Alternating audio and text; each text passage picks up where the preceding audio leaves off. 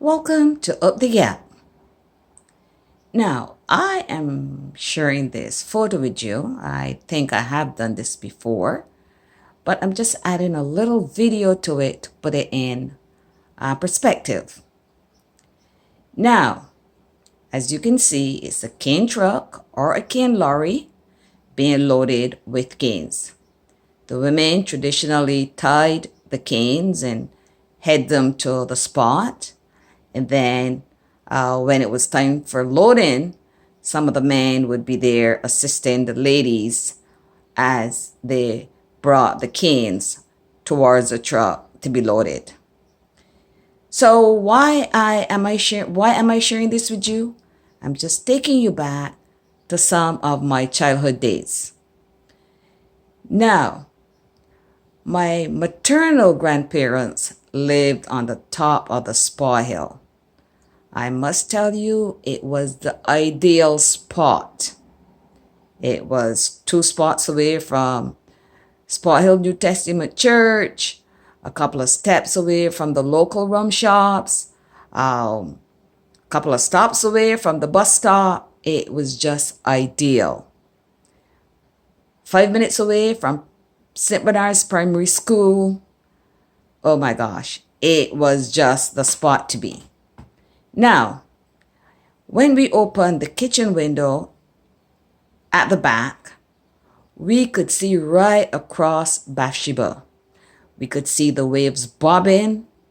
Now, I don't know if Bathsheba is part of the Atlantic Ocean or the Caribbean Sea, but we could see those waves just bobbing.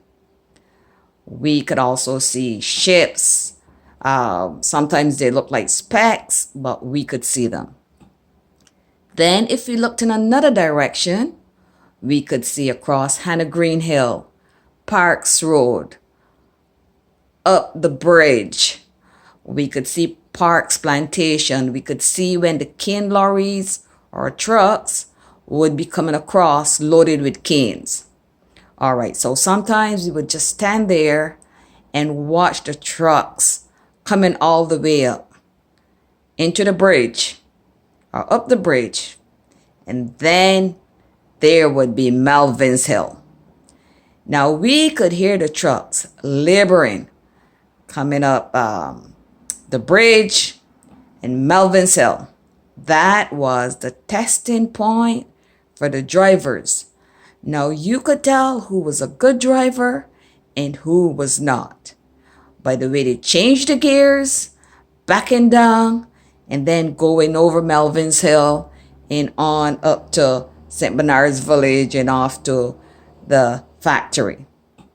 Now for us, Melvin's Hill. You would stay in the house and everybody could hear that truck laboring. Was it supposed to be in first gear, second gear? I have no idea.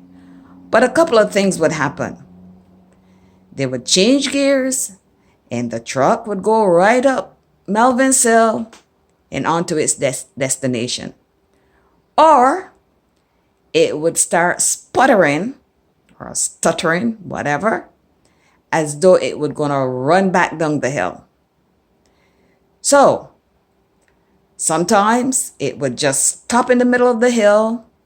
The canes would come slithering down and the guys on top of the truck would be like doing the breaststroke and, scrambling for dear life to not to be injured. So let me tell you,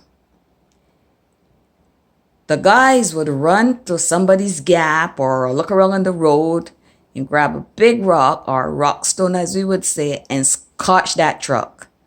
Meanwhile, the canes are all over the road. You never saw anybody until those canes came slithering off. Then people would come running from every house.